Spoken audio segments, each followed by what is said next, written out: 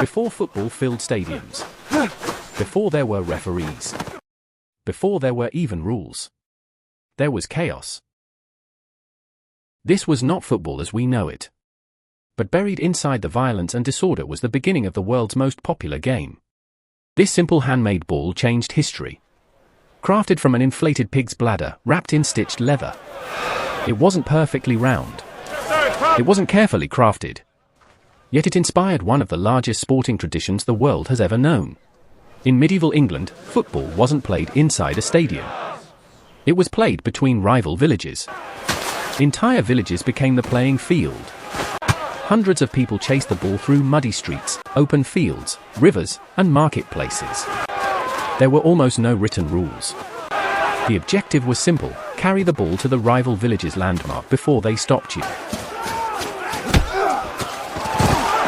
Injuries were common. Broken windows were expected. Yet every festival brought the game back.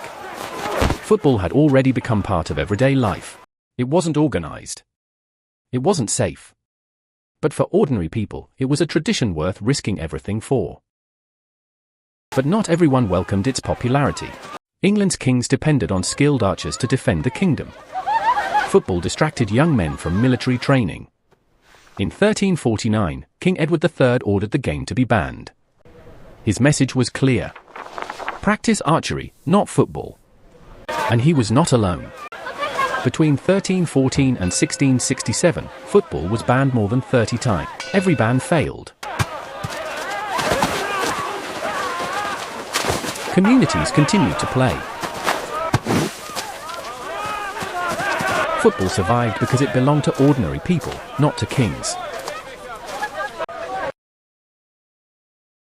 Centuries later, England transformed. Villages became industrial cities. Railways connected distant communities. Society itself was becoming more organized. Football would soon follow. As the cities grew, so did the game. In factory yards and school fields, a new generation made football their own. Every town played by its own rules, and that was becoming a problem. In 1863, representatives gathered in London with one ambitious goal: to replace chaos with common rules. Different schools had developed different versions of football. Some allowed carrying the ball. Others insisted it could only be kicked. Agreement was essential. Together, they wrote the first standardized laws of the game. Modern football had begun. Clubs quickly adopted the new rules. Referees enforced them. Organized competitions emerged. What had once been a village tradition became a structured sport.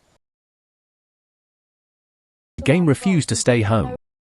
Along railways and shipping routes, British workers, sailors, and merchants carried footballs to distant ports. Wherever the game landed, new clubs were born. Within a generation, football belonged to Europe, and soon, to the world. By 1888, football had become a profession. League matches drew thousands of paying spectators. The village game now had stadiums, fixtures, and heroes of its own. Billions of people play football. Yet every match still carries the legacy of those muddy medieval fields, where chaos became the world's game.